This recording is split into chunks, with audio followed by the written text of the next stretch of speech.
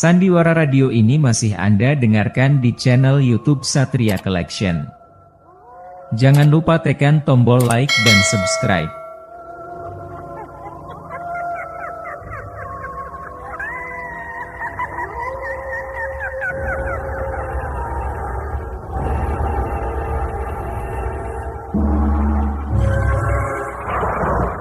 Denhas Adiasmara dengan bangga mempersembahkan serial Sandiwara Radio Misteri Mak Rompang, Misteri Mak Rompang, Misteri Mak Rompang.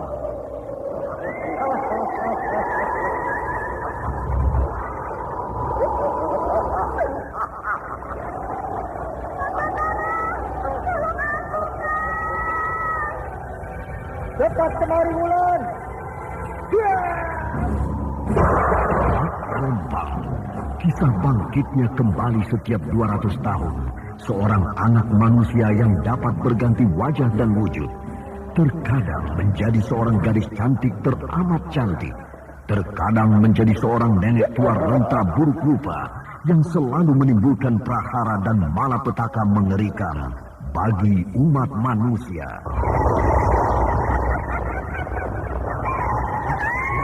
Bahaya, kita dalam bahaya. Sina, cepat tinggalkan tempat ini. Tunggu Kang, aku mau menutup warung dulu. Jangan pikirkan warungmu, pikirkan nyawamu.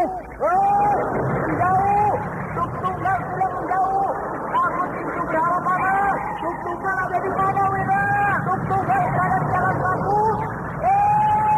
Ini semua, ini keluar dari desa.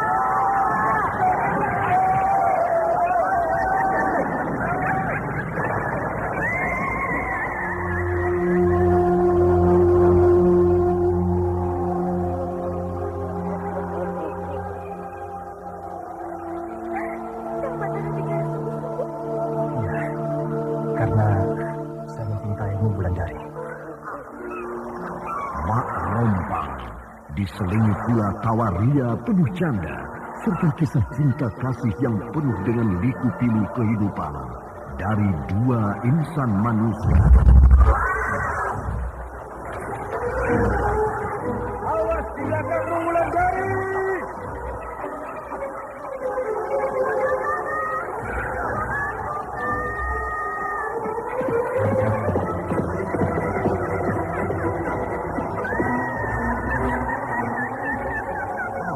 Celaka, Wulandari dibawa lari Mak Rompang. Dia.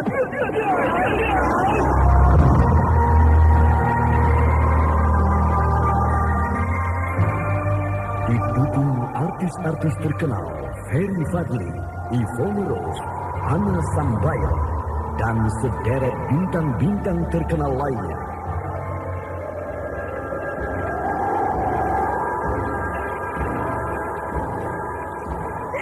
Dengar, Aning, suara lonceng siluman itu terdengar di kejauhan, Aning. Lebih baik aku mati di terkam lonceng itu daripada aku menerima penghinaan seperti ini.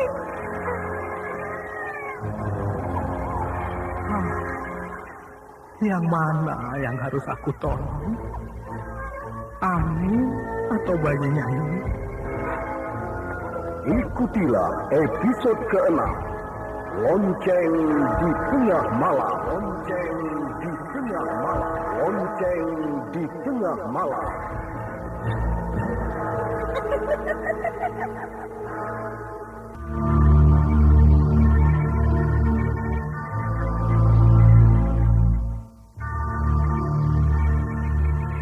Naskah buah karya Asmadi Syafar.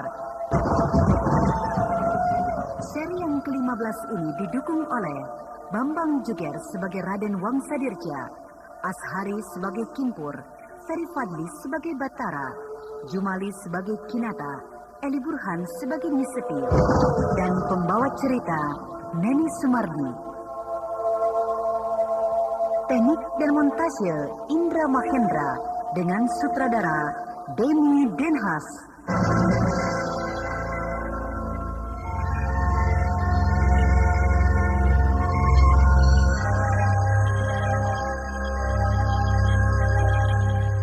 Pada kisah yang lalu diceritakan, Ki Sabrang menjadi cemas ketika dia mendengar kabar bahwa Gandini dilamar oleh Raden Wangsadirja. Ki Sabrang yakin bahwa niatnya untuk merebut jabatan kepala desa Lubuk Mentilin menjadi sirna, karena sekarang Ki Rekso bertambah kekuatannya. Sementara di desa Tegal Sari, Mak Rompang kembali datang untuk membalas sakit hatinya terhadap bayi Aning yang membuat tangannya terbakar karena jimat yang tergantung di leher bayi itu. Namun bayi itu tidak bisa didekatinya, sehingga bayi lain di desa itu yang menjadi korban pula kemarahannya. Sebentar itu, Ki Sabrang mencoba mendekati Ki Lurah dengan berpura-pura baik. Namun sebenarnya Ki Sabrang ingin tahu apa sebenarnya rencana Ki Lurah selanjutnya terhadap dirinya.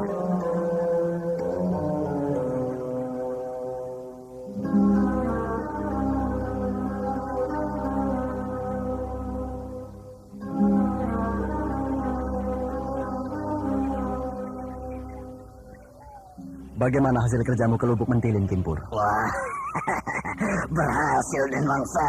Dan sekarang yang penting bagi saya ini Den Wangsa. Belum kau laporkan seluruhnya sudah minta upah padaku. Bukankah Den Wangsa berjanji pada saya bahwa saya akan mendapatkan upah kalau tugas saya berhasil saya laksanakan? Aku sudah memberi bekal beberapa keping uang emas untuk selama dalam perjalananmu. Mana bekal itu? Wah, habis Den. Habis? Iya Den. Bukankah saya membawa banyak pengawal Den? Nah, para pengawal itu kan butuh makan selama dalam perjalanan Den Wangsa. Apalagi selama di Lubuk Mentilin. Saya tidak mau dianggap utusan yang kere, sehingga saya belanjakan semua uang emas itu Den. Oh, rupanya namamu besar di sana. Supaya orang membicarakanmu karena kau belanja dengan uang emas, begitu? Orang di sana memang membicarakannya Den, tapi bukan menyebut-nyebut nama saya Den Wangsa. Mereka malah bilang, wah hebat ya Den Wangsa. Utusannya saja belanjanya dengan uang emas. Apalagi Den Wangsa yang datang ya. Wah, begitu kata mereka Den. Oh iya, betul. Jadi aku yang dibicarakan orang di sana, ya? Iya Den, yang belanja saya, tapi yang dapat nama kan Den Wangsa Dirga. Bagus Kimpur. Mana ada kerja saya yang tidak bagus Den. Kimpur, Ya, jadi bagaimana ceritanya di sana? Bagaimana tanggapan Ki Lurah itu ketika anaknya kau lamar untuk diriku, Kimpur? Coba kau ceritakan. Tapi saya akan mendapat beberapa keping uang emas lagi kan Den? Oh, tentu. Asal kau ceritakan dulu pengalamanmu selama di sana. Baik Den, baik. Ini dia uang emas yang diberikannya dulu belum habis. Sekarang akan ditambah lagi. Ayo Kimpur, ceritalah.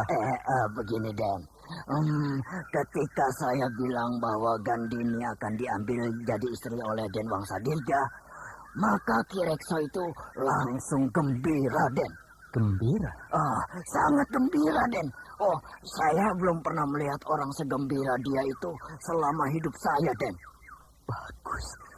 Bagus. Lalu?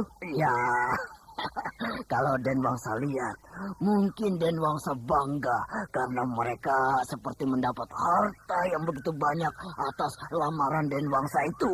Iya. Itu bisa dimaklumi, Kimpur. Karena anaknya dilamar oleh anak seorang bangsawan seperti aku, bukan? Iya, lalu dia menjamu saya seperti layaknya menjamu Den Wangsa sendiri. Pokoknya pendek kata ya Den ya, jamuannya betul-betul sangat menghormati nama Den Wangsa. Kimpur, tapi memang pantas aku melamar Gandini kan Kimpur? Masih muda, cantik, dan bisa ilmu silat. Tapi maaf Den, bagaimana dengan istri-istri Den Wangsa yang lainnya? Alah, selama aku bisa menghidupi mereka tidak akan lari. Tapi ingat loh Den, istri Den Wangsa yang pertama itu adalah anak seorang bangsawan tinggi. Wah, bisa-bisa keluarganya marah besar nanti, Den. Tidak akan ada kejadian begitu pada diriku, Kimpur. Kau jangan membuat berita yang bukan-bukan, Kimpur. Bukan begitu, Den. Saya kan hanya mengingatkan saja. Sudahlah, itu urusanku. Sekarang kau harus atur kapan Gandini datang ke kota raja lagi. Aku sudah tidak bisa berpisah lama-lama dengan anak si Rakso itu. Sabar, Den. Sabar. 3-4 hari lagi dia pasti datang. Percayalah pada saya, Den. Paling lama 1 tahun dia suka pada calon istrinya itu. Lalu pasti dia tinggal dan mencari gadis yang lain yang lebih muda dan lebih cantik dari Gandini.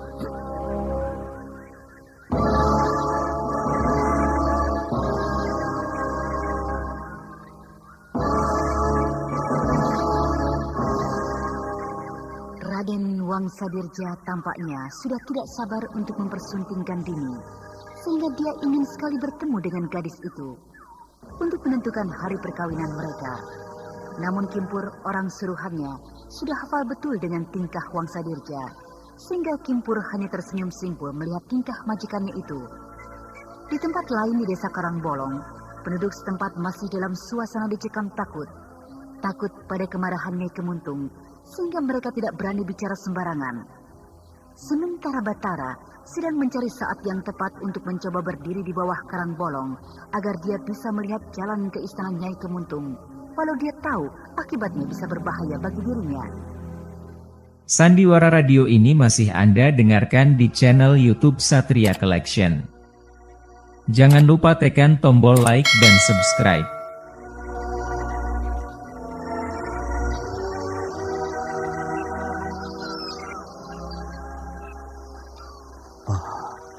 Petunjuk kakek yang aku temui di bawah pohon kelapa itu beberapa hari yang lalu mengatakan bahwa di bawah karang bolong itu aku harus berdiri. Aku ingin tahu apa yang akan aku lihat di tengah laut itu bila aku berdiri di bawah karang bolong itu. Walau dia bilang pekerjaan ini sangat berbahaya.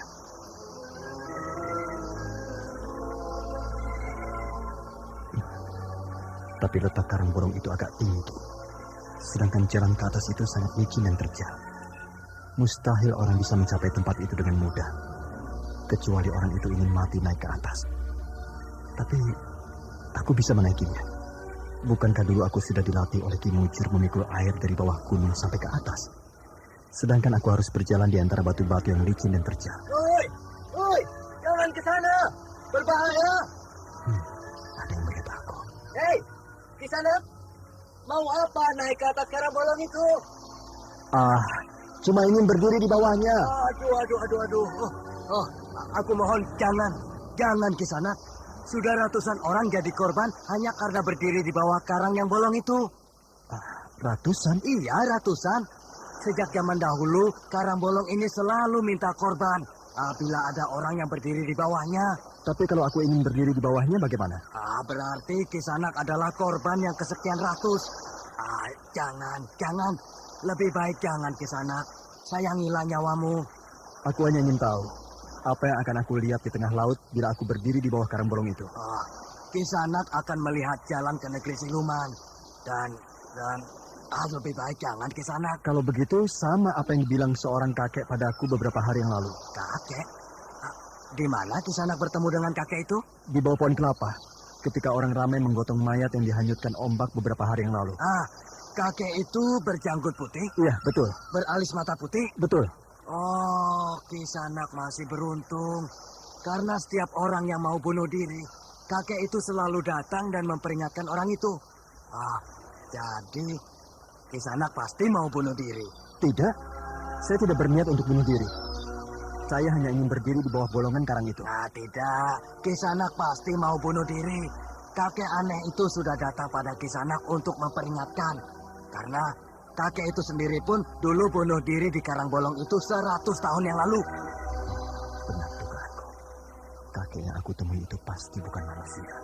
Ayolah Kisanak, mari kita pergi meninggalkan tempat ini. Tempat ini berbahaya. Tempat ini angker. Orang ini tampaknya pasti akan menghalangi aku bila aku naik ke atas karang bolong itu. Kalau Kisanak tidak mau juga, aku akan paksa Kisanak meninggalkan tempat ini. Karena aku tidak mau melihat Kisanak mengambang di laut sudah menjadi mayat. Baiklah, saya akan ikuti kehendak Kisanak. Nah, begitu. Berarti Kisanak masih sayang pada nyawa Kisanak. Ah, mari. Turun ke sini. Jalan itu agak licin. Iya. Begitu laki-laki agak jauh jarak hidup aku. Maka itulah saatnya aku melompat ke karang bolong itu. Nah, ayolah. Turun kemari, Kisanak. Ini saatnya aku melompat ke karang bolong itu. Jarak dia dan aku sudah jauh. Tidak mungkin dia bisa menjangkau aku. Jangan Kisanak lihat lagi karang bolong itu. Tidak ada gunanya.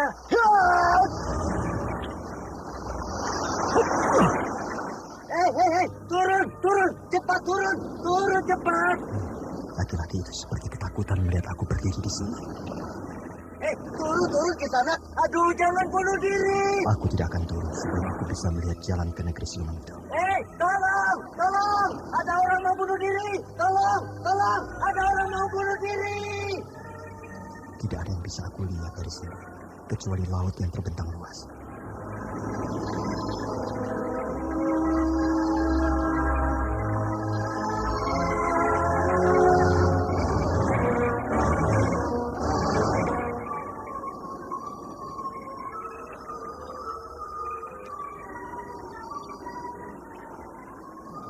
Pemandangan di sini sangat indah. Laut terhampar dan berkilau-kilau terkena cahaya matahari. Bodoh kalau ada orang berdiri di sini ingin bunuh diri. Melihat keindahan pemandangan dari sini pun sudah lupa dengan kesusahan hidup.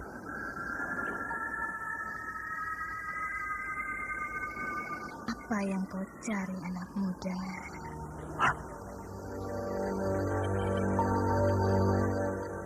Apa yang kau cari? Aku mendengar suara perempuan, tapi aku tidak melihat perempuan itu. Apa yang kau cari? Aku ingin melihat jalan ke negeri siluman. Kau tidak menyesal? Kenapa harus menyesal? Sebentar lagi kau akan bisa melihatnya. Asal pandangan matamu tidak berkedip ke arah tengah laut. Sandiwara radio ini masih Anda dengarkan di channel YouTube Satria Collection. Jangan lupa tekan tombol like dan subscribe.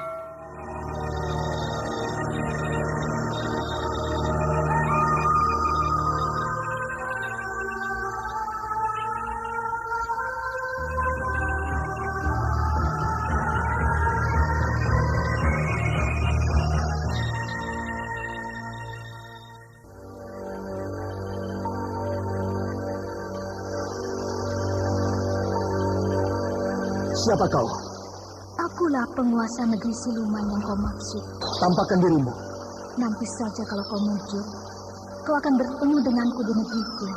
Sekarang saja.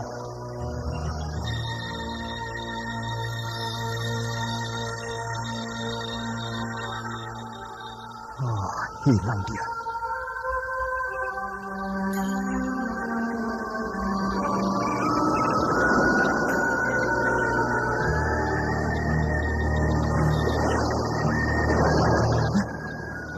Tiba-tiba air laut membelah. Apa yang akan terjadi?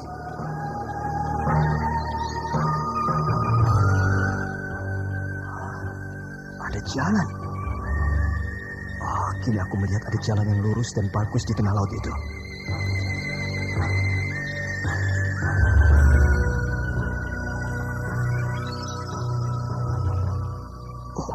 Kini jalan itu sampai kemari. Seolah-olah karang bolong ini adalah pintu gerbangnya. Di ujung jalan ini sayup-sayup aku melihat sebuah istana berwarna putih. Jalan ini bagus, cuma terasa menyeramkan.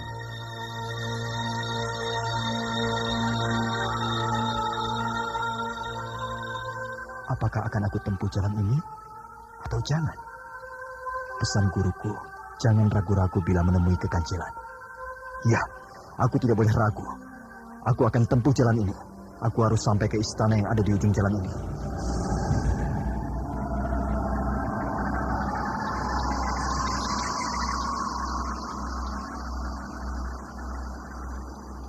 Oi, ada orang mau bunuh diri! Ada orang mau bunuh diri!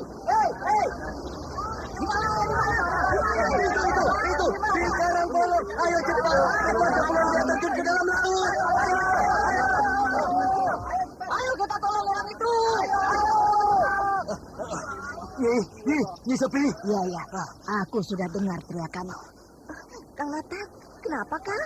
Kenapa orang itu mau bunuh diri? Mungkin dia putus cinta. Putus cinta? Akang lihat sendiri dia mau bunuh diri. Malah aku yang melarangnya naik ke Karangbolong itu, Angir. Tapi dia tipu aku. Ketika dia berjalan di belakangku, tiba-tiba dia melompat ke atas Karangbolong itu. Masih mudakah dia, Kang? Masih sangat muda. Paling-paling hanya mayatnya yang akan ditemukan orang mengambang di tengah laut. Nyai Kemuntung minta korban lagi. Karangbolong itu sangat tinggi tempatnya. Tidak mungkin orang bisa melompat hanya dalam sekali lompatan sampai ke sana. Pasti orang itu berilmu tinggi. Sandiwara Radio ini masih Anda dengarkan di channel YouTube Satria Collection. Jangan lupa tekan tombol like dan subscribe.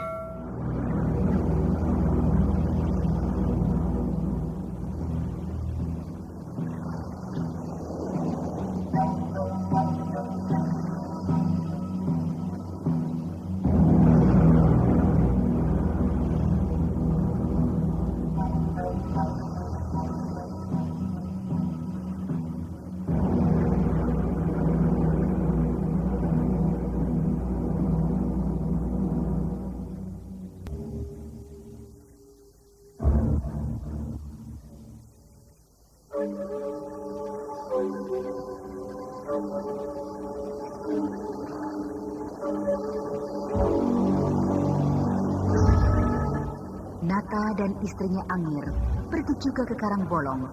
Mereka ingin melihat bagaimana kesudahannya orang yang mau bunuh diri itu di sana. Orang yang tidak lain adalah Batara. Sementara Nyi masih berpikir, siapakah orang yang berilmu tinggi itu? Musuhnya kah atau bukan?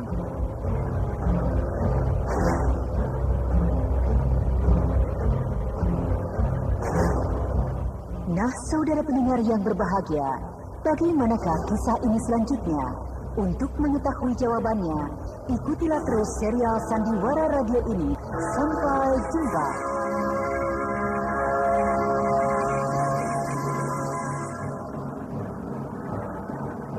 Demikianlah tadi serial Sandiwara Radio, Misteri Mak Rompang, episode ke-6. Lonceng di tengah malam, lonceng di tengah malam, lonceng di tengah malam. Dipersembahkan oleh Denhas Adia Suara. Terima kasih atas perhatian Anda. Sampai jumpa.